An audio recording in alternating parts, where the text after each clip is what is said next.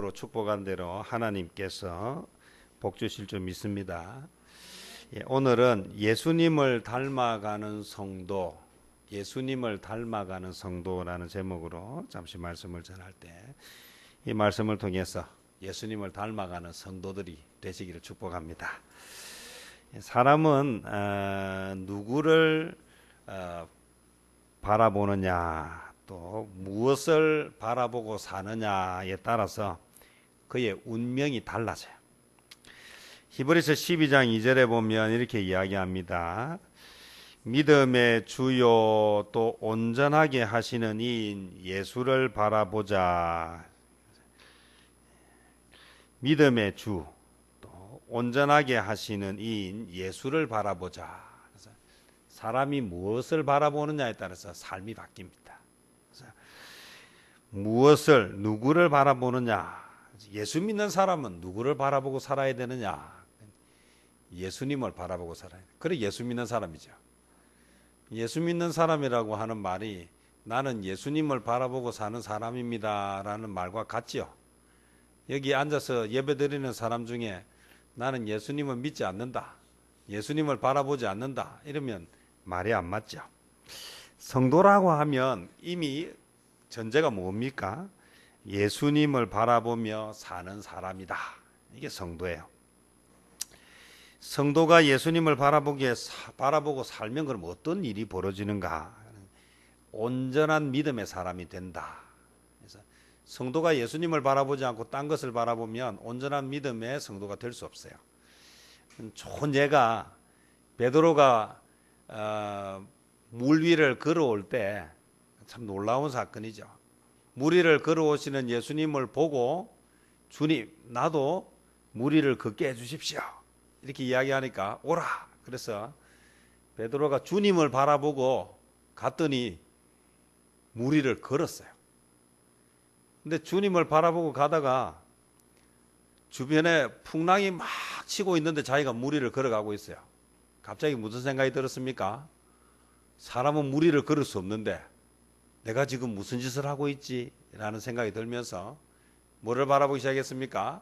풍랑을 바라보기 시작했다. 예수 믿는 사람이 예수님 바라볼 때는 물 위를 걷는 기적의 삶을 살았지만 예수 믿는 사람이 예수님이 아닌 다른 것을 바라보니까 물에 빠져 죽어가는 삶을 산다. 이게 지금 중요한 얘기예요. 똑같은 예수 믿는 사람인데 똑같은 사람이잖아요. 베드로 똑같은 사람인데 예수님 바라보고 가니까 물 위를 걷는 기적을 경험하는 삶을 사는데 예수님 바라보다가 잠깐 주변을 둘러보니까 물에 빠져 죽으려고 하는 삶이 된다. 이게 예수 믿는 사람이에요. 그래서 예수 믿는 사람은 무엇을 바라보고 사는 사람인가? 그러니까 예수님 잠깐 보다가 또 잠깐 주변도 보다가 또 주변보다 또 심심하면 예수님보다 그런 사람이 아니고 예수 믿는 사람은 예수님만 바라보는 삶이다. 오늘 이것은 대단히 우리에게 중요한 이야기를 하고 있습니다. 여러분 우리가 기억해야 돼. 예수님을 바라본다라고 하는 의미는 예수님을 알아야 바라보는 것인데 도대체 이 예수님을 알고 예수님을 바라보는 것이 왜 중요한가? 이것은 예수님을 바라보면 진짜와 가짜가 구분돼요. 다시 이야기하면 나에게 유익한지 해가 되는지를 구분해요. 사기당할 때 알고 당하는 사람 있습니까? 사기당할 때 알고 당하는 사람 없어요. 내가 사기당하는 줄도 모르고 당하는 게 그게 사기예요. 알았을 때는 이미 어떻습니까? 이미 돌이킬 수 없는 상황이에요. 보이스피싱 당하는 사람이 그렇게 많대요. 근데 꼼짝없이 당할 상황을 만들었어. 내가 그 상황이면 꼼짝없이 당하게 돼 있어요. 단지 내가 그 상황이 아니기 때문에 안 당하는 거예요. 사기를 치는 사람이 대충 하지 않습니다. 얼마나 치밀하고 얼마나 집요하게 하는지. 사기를 당한다라고 하는 것도 마찬가지고요. 알면 당하지 않는데 뭐 하기 때문에 당합니까? 모르기 때문에 당합니다. 우리가 예수님을 안다라고 하는 것은 대단히 중요해요. 왜냐하면 예수님을 정확하게 알면 놀라운 일을 할 수 있는데 예수님을 정확하게 잘 모르기 때문에 자꾸 뭐가 일어나느냐 하면 막 이야기 한창 하다 보면 중요한 것을 놓치고 있어요. 상가집에 가서 열심히 울었는데 울고 나서 이야기하지 않습니까? 여기 누가 죽었느냐고.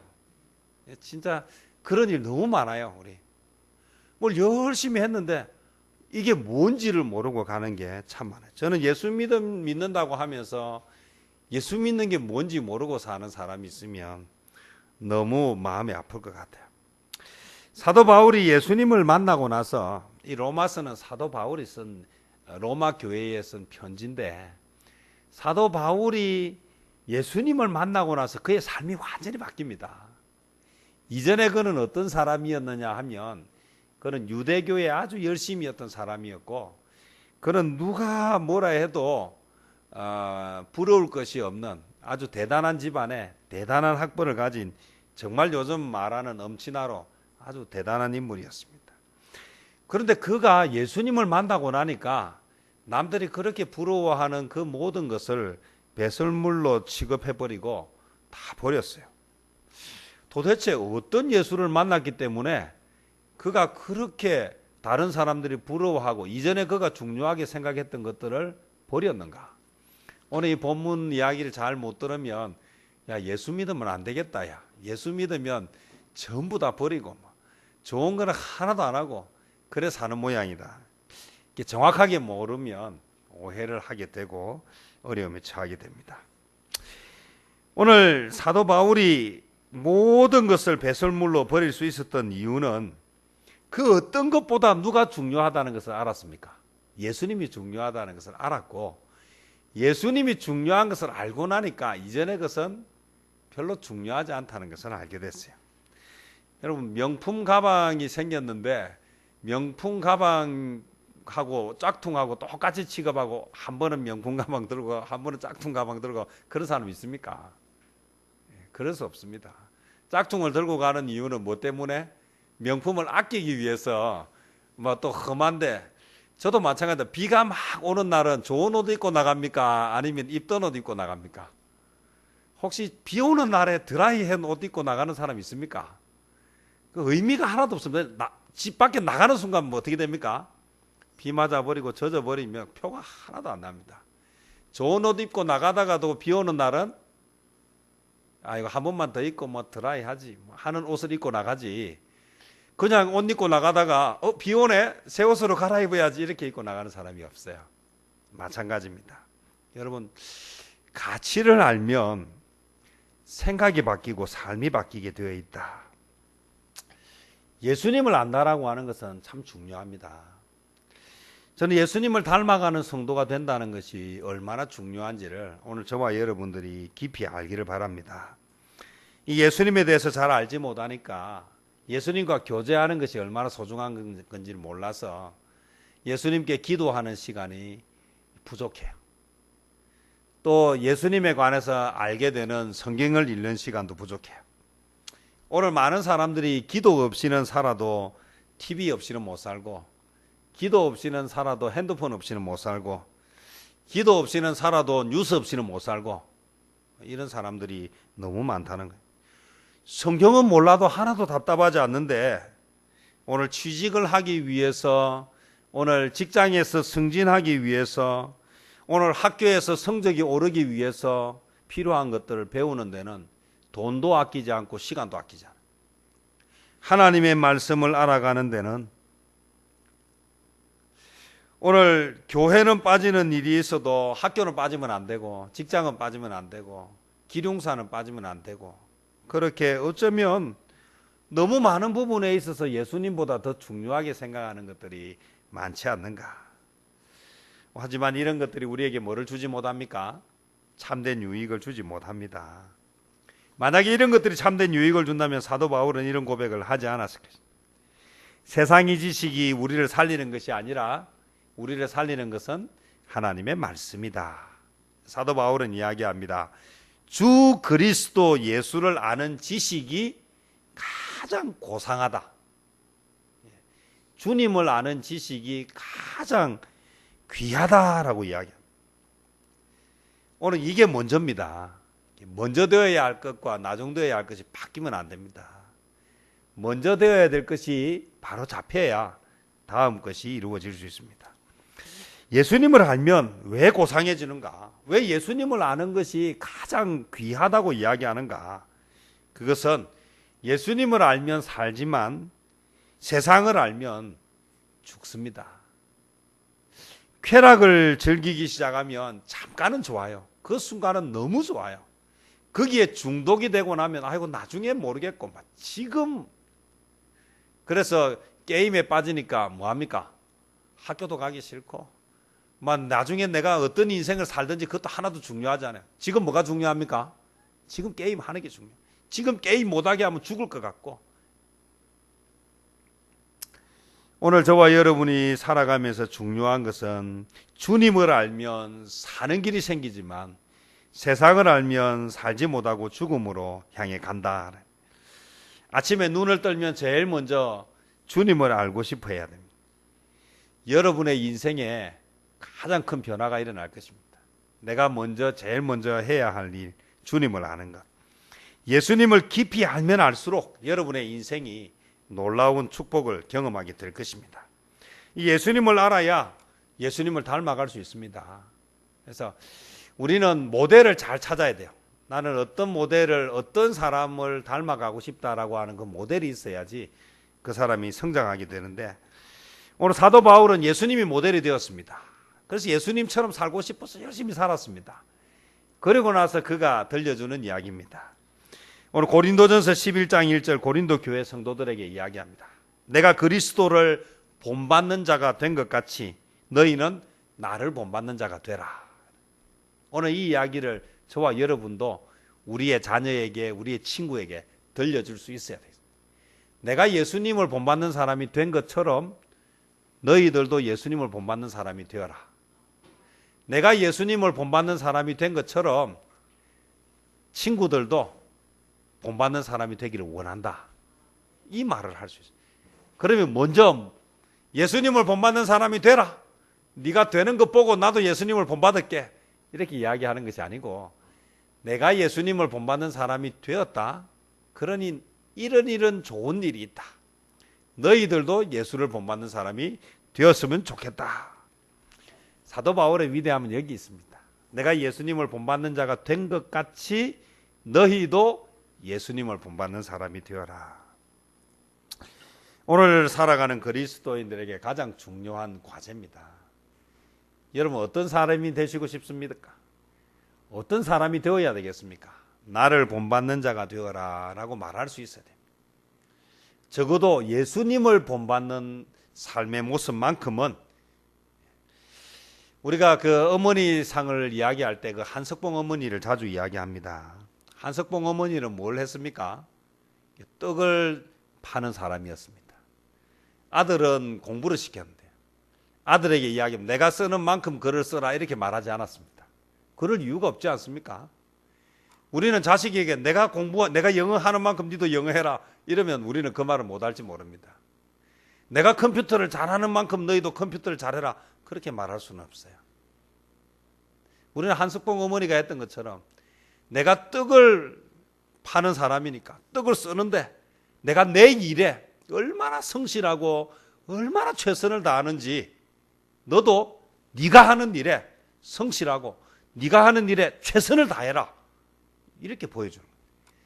내가 예수님을 본받는 사람이 되고 내가 예수 믿는 사람이기 때문에 내가 얼마나 정직하고 얼마나 성실하고 얼마나 열심히 살았는지 너도 예수 믿는 사람처럼 네가 어떤 일을 하든지 어떤 장소에 있든지 거기서 정직하고 성실하게 그렇게 살아라 이 말을 할 수 있어야 된다.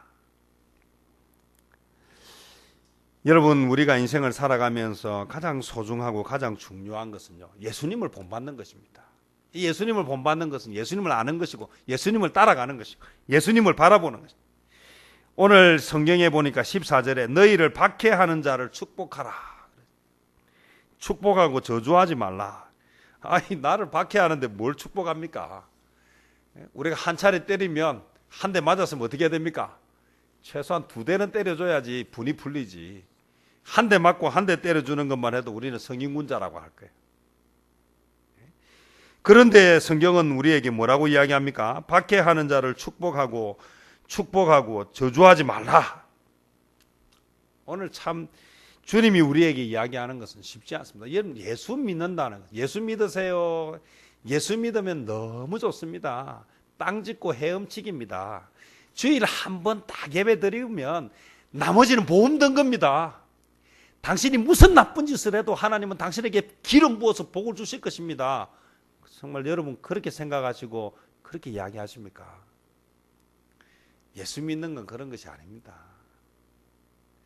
예수 믿는 것은 아이고 진짜 예수 믿는다고 말만 하고 교회 어쩌다가 한 번씩만 나오면 당신 인생은 끝장난 거야. 로또 맞은 거야. 그게 우리가 말하는 예수가 아닙니다. 예수님을 본받아 산다라고 하는 것은 오늘 이야기하는 것이야. 박해하는 자를 축복하라. 축복하고 저주하지 말라. 오늘 손해보고 산다는 것은요 참 쉽지 않습니다.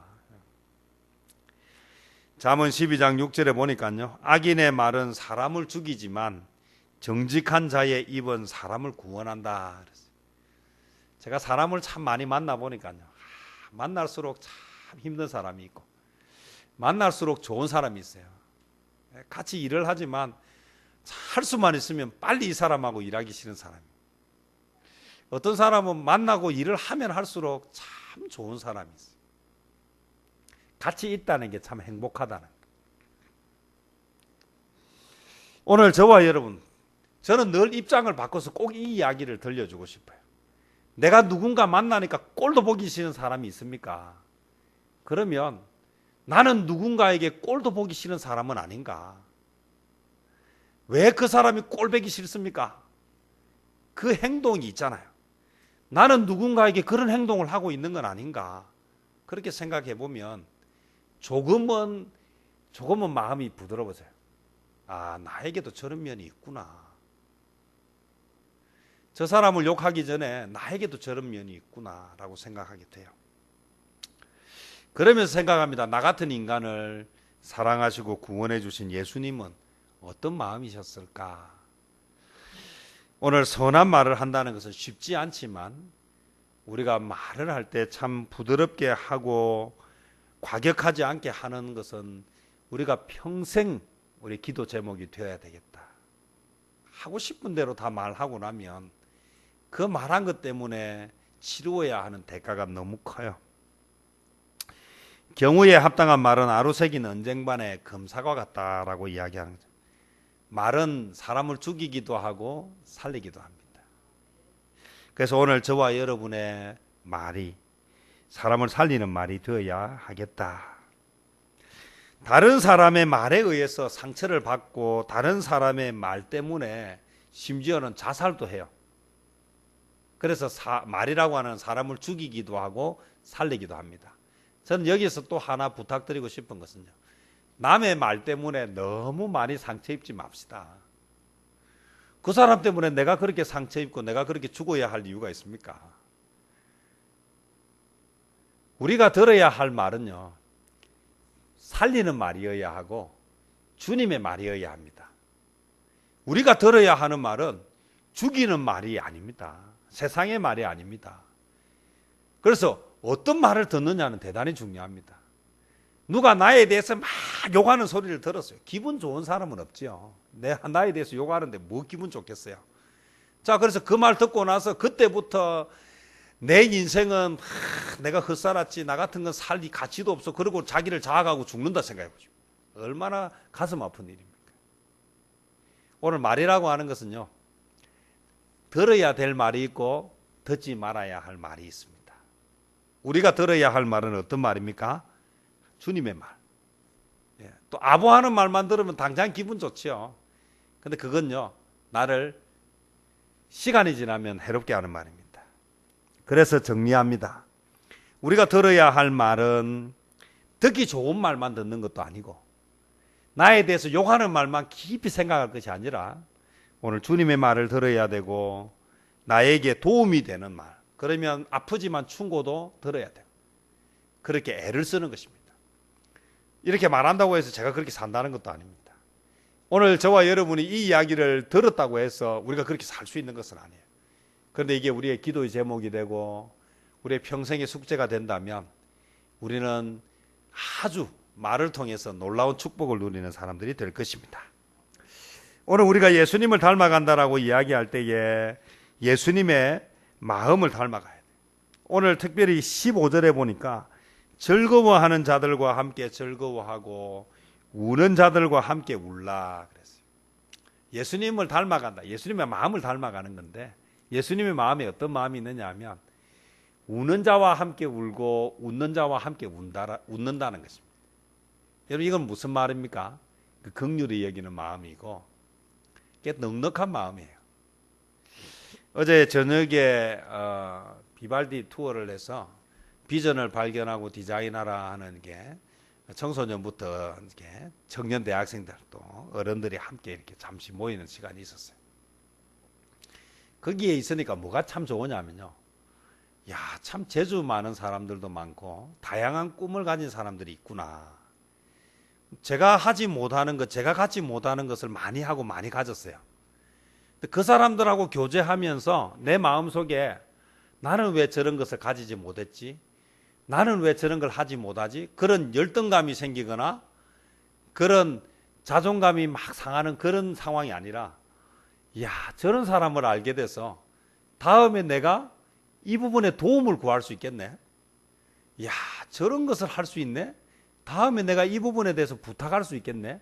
라고 하니까 그 만남의 시간이 시기와 질투의 시간이 아니라 그 시간이 내가 성장하고 발전하는 시간이 되어갑니다.